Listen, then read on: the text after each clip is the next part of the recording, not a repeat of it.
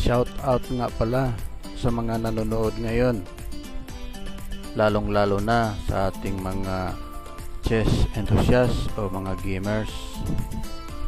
Sa mga nag-request na atin namang pag-usapan tungkol sa laro ng chess, tamang-tama, manood ka sa bidyong ito. Magandang araw po mga ka-eskwela na nanonood ngayon.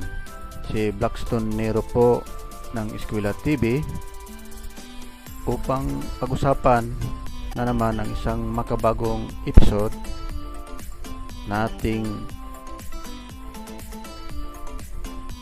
pinamagatang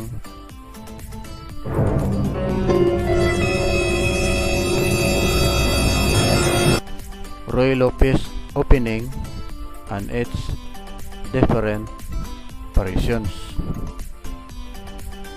Sa laro po ng chess, ang Ruy Lopez po isa sa pinaka matatag or matibay, very strong opening, hindi lamang po sa mga grandmasters o mga magbigatin na mga manlalaro ng chess, lalong-lalo na sa mga amateurs at saka yung mga estudyanteng nag-aaral po sa chess, sa mga chess clubs na nanonood ngayon o sa kanilang mga bahay. Ang Ruy Lopez po ay isang napakagandang opening ng chess nating pag-usapan.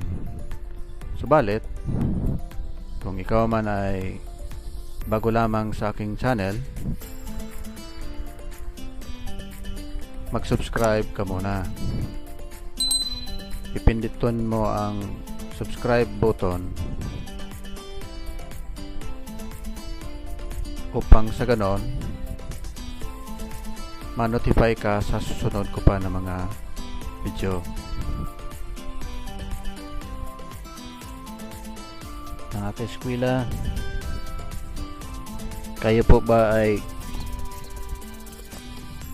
ready na?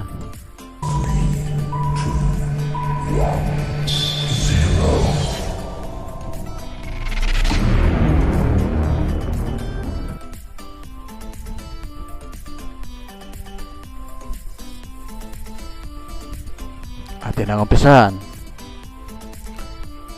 Ang Ruy Lopez Opening, siya po ay nabibilong sa tinatawag nating open games.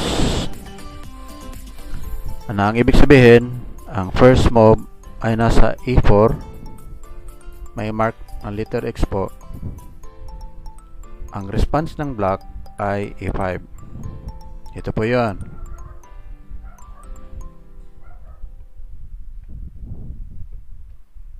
So ang E4, batay sa ating mga nakaraang lecture, kinokontrol niya yung D5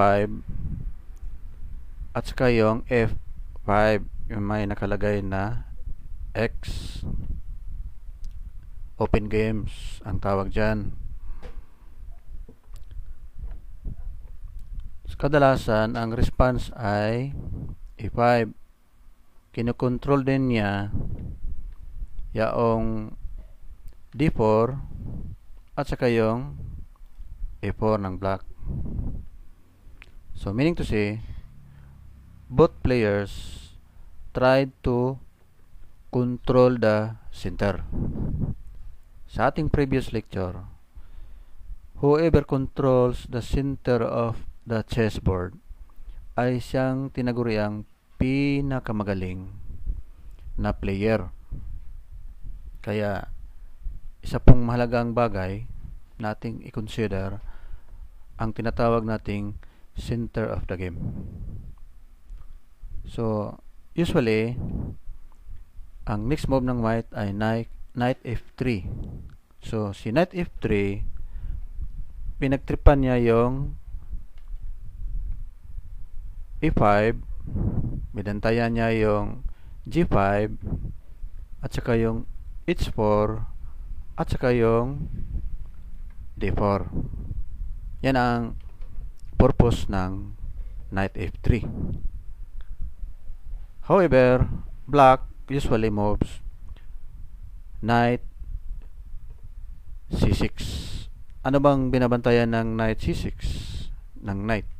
Unang-una, yung e5, yung d4, yung b4, at saka yung a5. So yan ang binabantayan ng move na knight c6 ng black. Next move ng white ay signature niya ay bishop b5. So nakikita ninyo mga kaeskwela ng ating bishop ay pinagtripan yung knight c6 tagos doon sa king black. So may pinning. So next move ng black ay knight f6. So si knight f6, pinuntiryan niya yung a4, yung d4, nagdipinsa sa d4 o d5, sa g4, at saka yung h5. At the same time, mayroon siyang chance na babalik sa kaniyang kinalagyan sa h8. So, mga kaeskwela, ang ating sinusubukan ngayon sa Roy Lopez na opening ay ang variation na tinatawag Berlin defense. Itong variation na ito ay kadalasan ay ginagamit po sa mga Super Grandmasters sa kanilang mga international tournament, sa ating mga world champions mula noon hanggang sa kasalukuyan. Ang tawag po dyan na variation ay Berlin defense. Mga eskwela, ang pwede rin nyo akong mapanood sa litsis.organization. Ito yung link, makikita sa kaliwa. Pwede nyo yan i-copy paste at ilagay sa browser niya, at makikita nyo ang aking mga games sa litsis. At sa aking YouTube channel, ito yung pinaka-shortcut na link sa Eskwela TV. Now, balik tayo sa ating pinag-usapan. So, ang next move dito, kadalasan ay pinaka-signature ay D3. So, si D3 supporting A4. At the same time, trying to provide space for bishop white na makapunta doon papuntang G5, F4, A3 at saka dito. So mayroon na siyang space. At the same time, ang move ng D3 ay nagbibigay ng space din sa queen na makapunta sa queen A2 at saka sa queen D2. So yan ang pinaka logic ng move na D3, providing space at the same time protecting A4. Now ang black sa Berlin defense na variations tried to use the bishop block to C5. So the purpose of C5 o bishop C5 ay providing space ng black king na magkakaroon ng castle. So naka-open na po, kung makikita ninyo ang area for safety. At the same time, bishop C5 threatening F2. So be careful of F2 and F7 dahil ito ang mga weak points ng chess kadalasan. You have to protect I repeat, F2 and F7. So the next move of white ay tinanggal niya yung knight C6. Nung tinanggal ang knight C6, nawala na ng defense ang pawn ng F5. So pwede na siyang kainin ni knight F3. So black to move now, normally kukunin niya yung bishop. So ating i-analyze sa Berlin defense, naka-double pawn po yung black sa C6 at saka yung C7. So isa yan sa mga tinatawag feature ng Berlin defense. Laging tandaan na ang tinatawag na opening kadalasan ay umabot lamang sa 10 moves, pinakamarami 15 moves. So, pang ilang move na ba tayo, mga ka-eskwela? Kung ating bibilangin. So, next move, dahil tinanggal na ng black, normally, lalabas yung Sika Knight ng white. Purpose ng Sika Knight sa dito, maaaring pumunta dito sa F1, preparation sa G3, or protecting E4 o E4. At the same time, may purpose pa dito sa B3 at saka C4.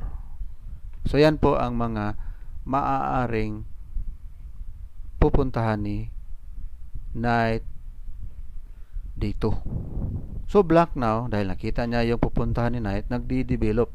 Alam natin ang ating mga lecture sa opening, we need to develop minor and major pieces. Bawal po magkakaroon ng traffic. So black now, castle, safety ang ibig sabihin yan, and preparation for development or battle. White now try to establish an initial development from knight dito going to knight C4. Ano ba purpose? To double threat the knight E5. Pero bakit hindi kinuha ni knight F3 si knight E5? Alam mo, sa mga ganyan na situation, mapipressure tayo dahil magkakaroon ng development ang black. Maaring ang kanyang rook tower papunta dito, threatening our king, kasi si king natin ay hindi pa nakapag-castle. So magkakaroon yan ng tempo. So meaning, si white ay nagdi-develop muna sa move na knight C4. Black now try to protect the pawn in E5. So titingnan natin mga ka-eskwela kung ano ang next move ng white. So white now try to castle in order to protect the king before going to further developments and attack. So in this scenario mga ka-eskwela, kasi ang pinag-usapan natin ay opening stage, nakikita natin sa first variation nating pinag-usapan ngayon sa Berlin defense ang mga move na ating makikita. Ating ibalik. First move, 1, 2, 3. Pinning. Ayan ang signature ng Roy Lopez. 4, 4, 5, 6, 7, 8. So nasa 8 moves mga ka-eskwela. Sinabi ko na, opening usually takes 10 moves to 15 moves, pinaka mahaba. So what is the 9th move? So black protect, or the response of black protect the pawn in A5. 9 move ng white. is trying to pin bishop, bill to bill. Gusto ng white na kukunin yung pinning. Kasi alam mo, sa larong chess, it is a common principle na bawal may pinning sa queen at saka may pinning sa king, lalo na sa king. So, sinasalubong niya yung bishop block na nandoon sa c5. So, ano kayang gagawin ng black? Tatanggalin kaya niya o accept niya yung challenge? Titingnan natin. So, hindi. Nagkakaroon siya ng further developments. May mga technique kasi na kung o pagkakataon na kung kukunin mo, mas lalong nadidevelop yung opponent mo. Kaya ang ginagawa ng black, hindi niya tinanggal yung bishop. Kasi magkakaroon ng development si knight, may chance na mapunta dito si knight, dito, or anywhere. So magkaroon development. So ang ginawa ni black, nag-develop siya ng move sa HOA 5. Tingnan natin ang pang-sampung move ng white dito. Okay. Ang move ng white ay pinunteriya ang center. Nakig-bill to bill po. Break the center. So ang response ng black dito sa Berlin defense, titingnan natin. Tinanggal yung pawn. Okay, masyadong masalimot yan. Then, nagkakaroon na ng palitan ng officials or pieces. So, response ng black, nagde-develop uli, threatening uli. So, these are just portions of the first variation nating pinag-usapan ngayon na tinatawag na Berlin defense. So, sa next variation na ating pag-usapan ay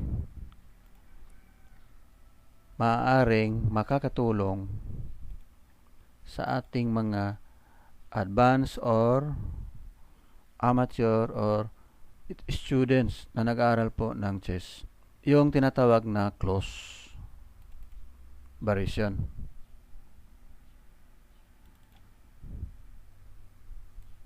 So, titingnan natin kung anong kaibahan ng close sa Berlin.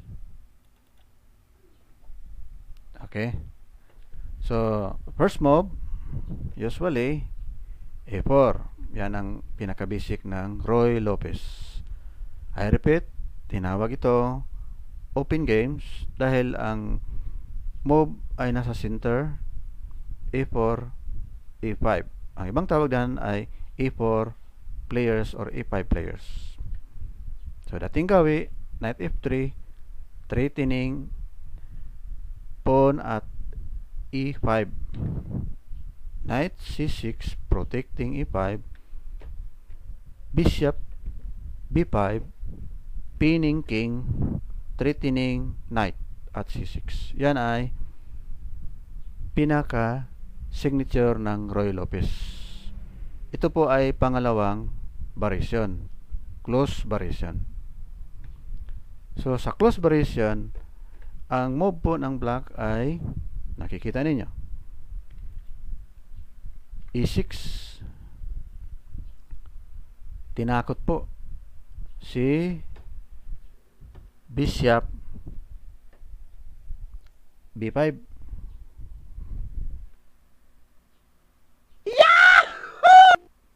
Now, sa palagay ninyo, dapat din bang aatras si B5 kasi pinagtripan siya ng pawn. Titingnan natin. Normally, sa sequence ng Roy Lopez close, aatras si bishop sa E4.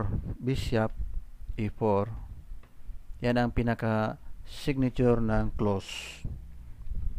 Ngayon si black, pinagtripan niya yung nasa center, yung E4 na pawn. So normally, si white magkakaroon ng pagbibigay nagdo-donate po ng pieces. Siguro masyadong mayaman si Black nagdo-donate, pero hindi naman ganon mga ka-eskwela. Yan ay sequence, bahagi ng diskarte ng white na kunwari ibibigay niya yung pawn niya sa e4, pero magkakaroon siya ng tempo of attack. Kunwari kukunin ni knight yung pawn dito, si rook now pupunta dito, so magkakaroon ng pinning ng rook doon sa king black side. So magkakaroon ng threats kasi si bishop ay nakaharang pa. So yung pagsisipti ng king dito na side ay nadidelay. Kaya sa sequence, titingnan natin ang move ng black sa close. Hindi niya kinuha yung tinatawag bait o pain ng white. Ang ginawa niya, nadidevelop yung kanyang pyesa, yun si bishop. At the same time, binigyan niya yung space si king na magkakaroon ng castle safety. Si white naman, in this sequence, pinoprotect niya yung e4. At the same time, basic position ng bishop pinoprovide niya para makalabas siya, makapagliwaliw si bishop. Then at the same time, si king o si queen ay magkakaroon niya ng space, pwede magpunta dito na mga area si queen. At the same time, si knight pwedeng makamove na dito, pwede rin dito. So providing space, in short, that is development of pieces. Now next move dito ay pinagtripan talaga yung nakapining na bishop. So pwede ba lang nating pabayaan yan dahil alam natin baka mayaman si white, i-donate niya. Hindi naman po pwedeng ganon mga ka-eskwela. So usually pupunta tayo sa pinaka-signature na move ng close sa bishop b3. So kung makikita natin, bishop white now ay pinuntirya na yung weakest square ng black, yung f7, kasi ang ating weakest square din ay f2. Laging tandaan mga ka-eskwela, sa larong chess, yung dalawa na yan na square ay dapat ipoprotect, bigyan ng extra concern. So black now moves is normally providing space ng bishop na makapunta dito. Maaring magpunta siya sa bishop b7 dito na area. Marami siyang pwedeng mapuntahan. So isang move lang ng pawn dito sa d6 ay nagbibigay na siya ng space ng bishop. So I repeat, bawal po magta-traffic kung baga nahaharangan yung opisyal na makapag-function. Next move. So nakikita natin ang move ng white ay a3. Very simple. Inabangan niya yung b4 na area. Baka pupunta dyan si knight dito. Or magpo-proceed si b4 dyan. Diba? So kanyang inaabangan. So next move, castle. So in this position mga kaskwila, sa variation na close, nasa safe area na po ang king at saka yung king sa kabilang area. So masasabi natin na ang opening stage ng variation nito ay tapos na.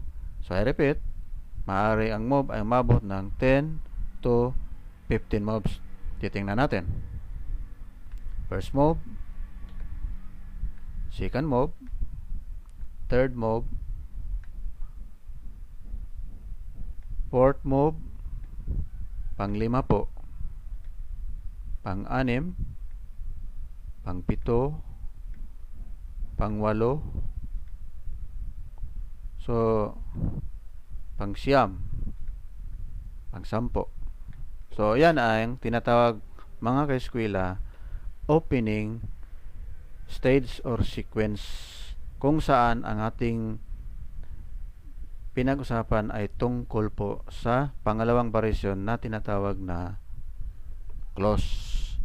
Next variation po na ating i-introduce sa araw na ito.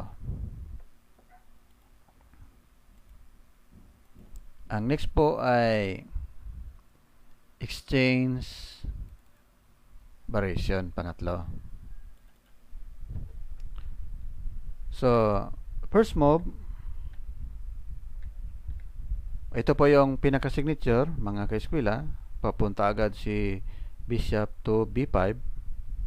So, ang ating tinatahak ngayon ay exchange variation. Paano kaya naiiba si exchange variation sa nauunang dalawa, yung sa Berlin defense at saka yung sa close? Ito ang ating subaybayan. Shout out nga pala sa mga kapapanood lang sa bidyong ito, lalo na itong mga tinatawag nating mga chess enthusiast.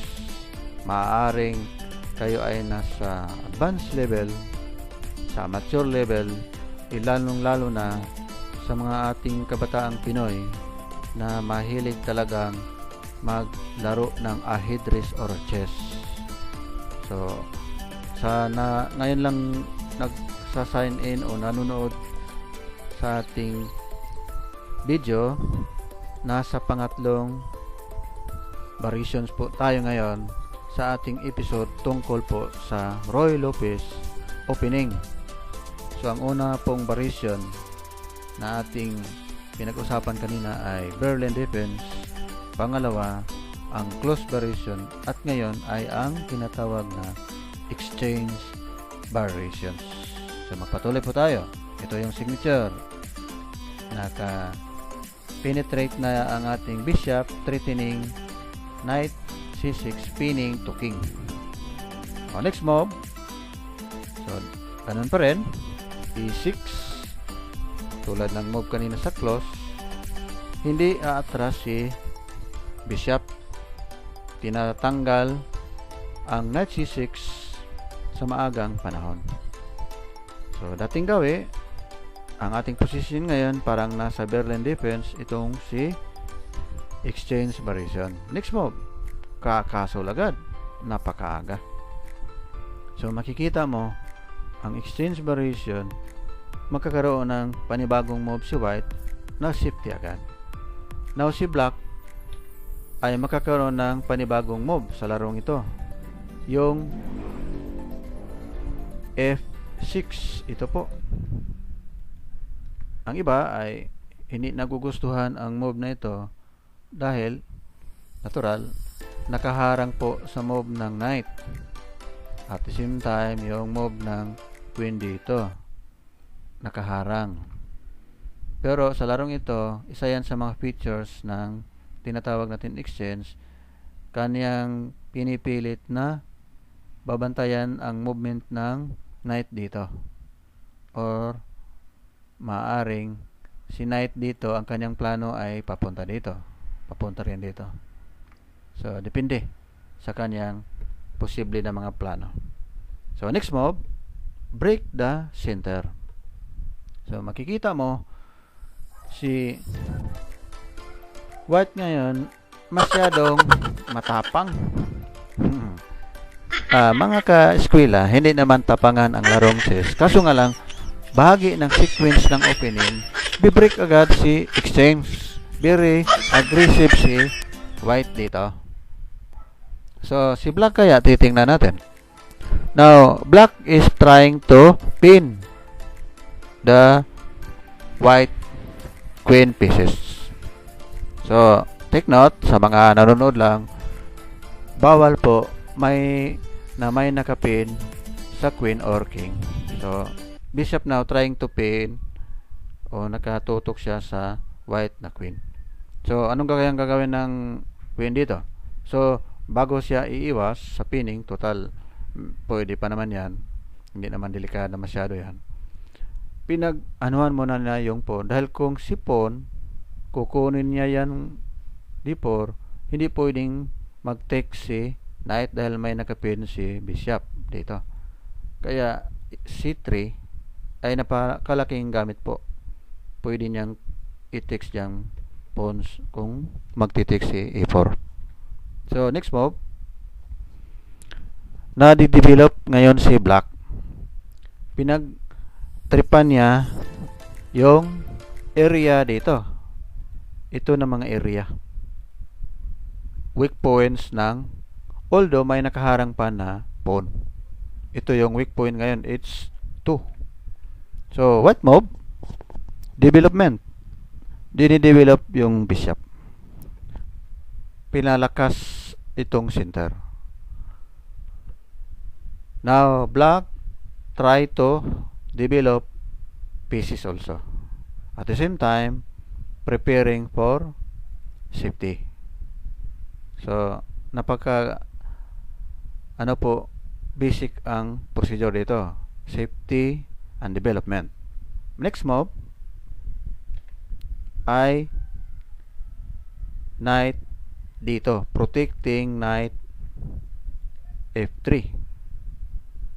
So sa move na ito, pwede naman iiwas si king queen dito, pwede rin siya dito kung sakasakali. Depende po sa logic o situation ng laro. Hindi rin kasi alam ni white ngayon kung magkakasol si black. Maaaring si black ay magkakasol sa long rook dito na mga side. Ito na mga side, maaari siyang magkakasol ito pag mawala na itong queen, or it could be mag-short castle siya. Maaring si black dito ay very combatants. May mga player kasi, mga kaeskwela, na ayaw mag-castle ng maaga dahil gusto nila ay gusto nila ay atake, ipapakita na talagang matapang. Pero depende yan kung gaano ka gana yung position ng bawat player. So ibalik ko mga kaeskwela kasi nasa opening stage tayo. Pinataha ko konti ang development sa middle game. So ating ibalik ang sequence dito sa third variation. Ano yung third variation? Ang tinatawag dyan ay exchange variation. Saan ba ang exchange dito? Yung knight at saka si bishop. Bin early castle. So makikita mo may mga pinning and may mga tinatawag developments. So ang next na ating pag-usapan ngayon na variation mga kaeskwela,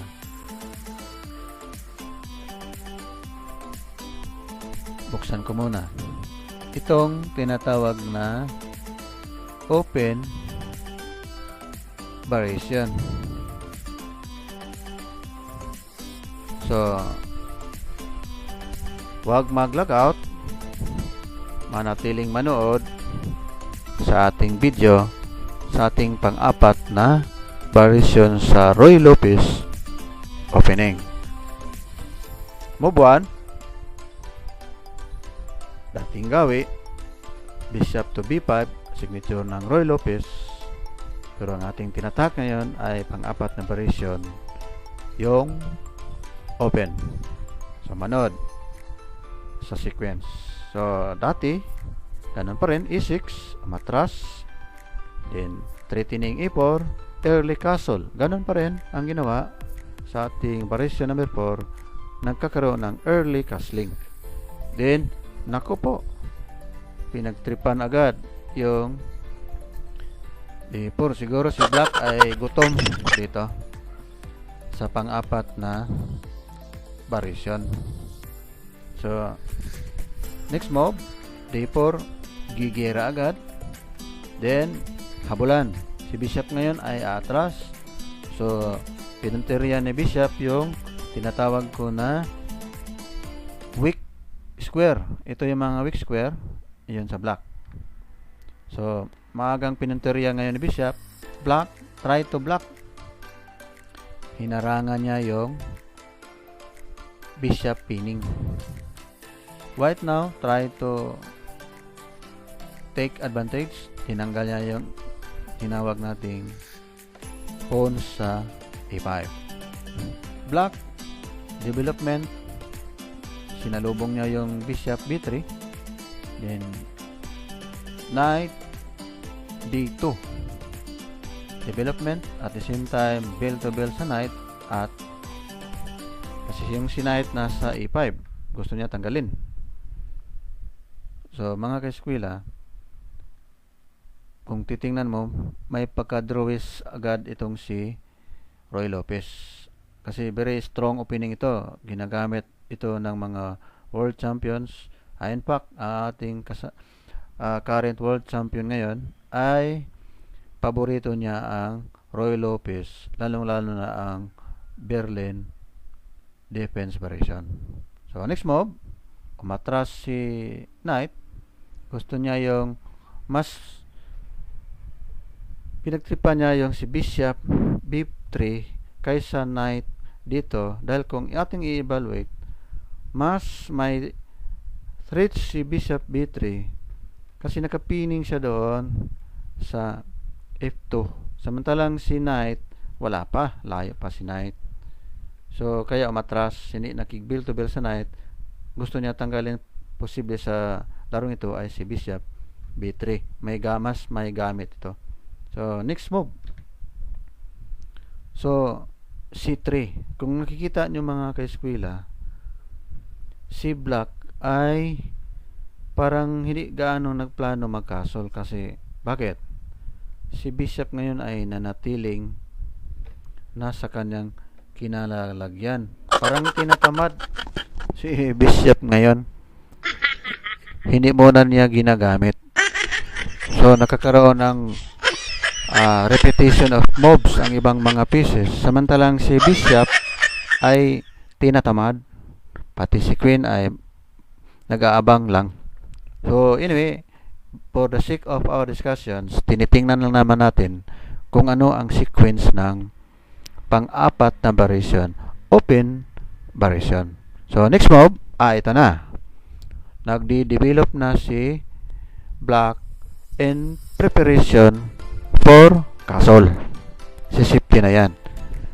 Mga ka-eskwela, ang pagsisipti ng king, ito isang pagpapahiwatig na gigira na. Ready na po sa developments and preparations for launching fatal attacks of both sides. Yan po ang game ng chess. Kailangan mo nang magkakaroon ng safety, development of minor and middle pieces, saka pa magkakaroon ng planning preparation for attack. Take note na kung maganda ang opening mo sequence, hindi makakaroon ng problema sa middle game. So opening po ay isang napakahalagang stage dahil apektado po ang middle game, lalong-lalo na ang in-game. Napakarami kasing natatalo sa middle game because of the wrong sequence of the opening. Kaya mahalaga po mga ka-eskwela na ating i-familiarize ang bawat opening, laro na itong ating tinatawag na Roy Lopez. So, next move, so matras si bishop. Nakikita natin marunong itong si white dahil lumipat na naman siya ng pinagtripan. Dito na naman siya preparation sa h7 kung sakasakali magkakasol itong si black. So may punto po ang bawat move ni white din in preparation for the castle activities or plan of black. Kaya bawat player po mga ka-eskwela dapat maingat po sa mga ginagawa ng ating mga enemy sa laro ng chess. Dapat po balasahin natin, i-review natin ang bawat plano o bawat moves ng ating enemy. So, balikan natin ang moves, mga ka-eskwela, dahil nasa opening lang tayo. So, ilang moves ba tayo? Ating bibilangin. 1, 2, 3, 4, 5, 6, 7, 8, 9, 10. Sa 10 moves, mga ka-eskwela, yan ang feature. Hindi pa nakakasol yung black. So, I repeat, opening po usually ay nasa 10 moves hanggang 15 moves. Beyond that, matatawag na nating middle game. So, next variation po na ating pag-usapan ay tinatawag na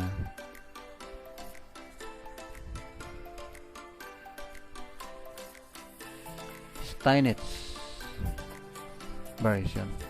Ito po panglima nating napipisil sa araw na ito na ating ibabahagi sa inyo. First move, signature move, Bishop B5. Next move, E6, ganun pa rin. Pangatlo na itong E6.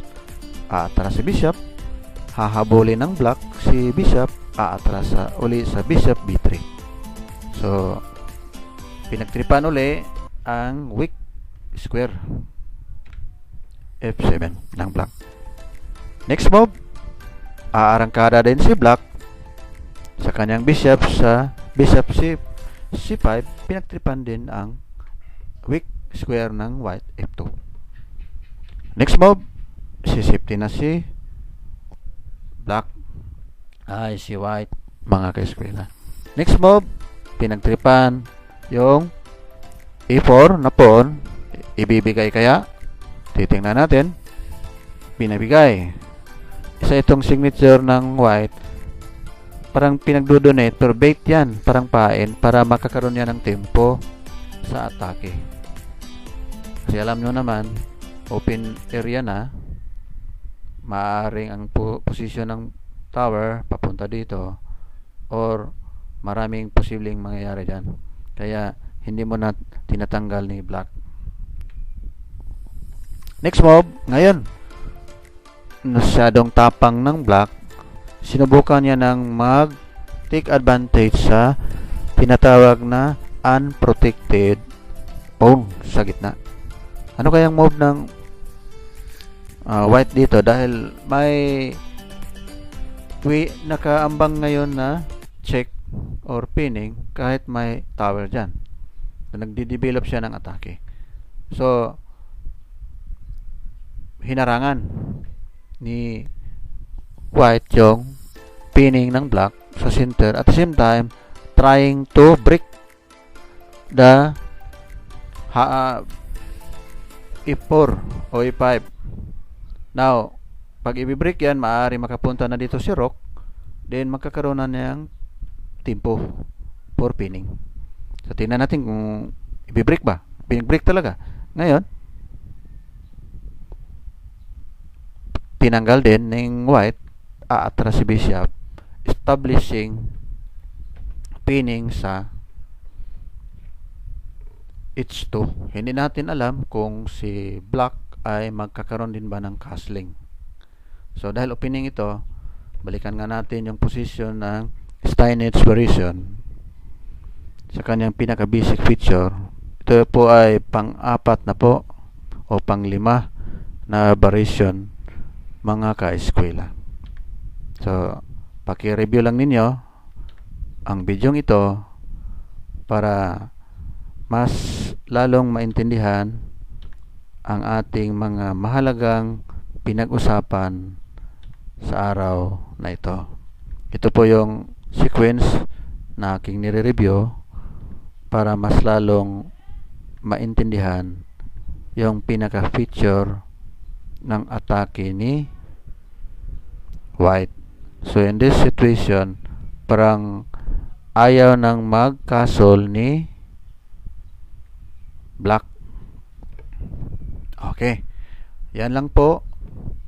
para sa araw na ito mga ka-eskwela, habang sa susunod ko na mga video, ipagpapatuloy natin ang part 2. So, kung hindi pa kayo nakapag-subscribe sa aking channel, so pipindutin lang ninyo ang subscribe button upang ma-notify kayo sa part 2 ng ating pinag-usapang chess opening sa araw na ito na tinatawag Ruy Lopez with 45 different variations.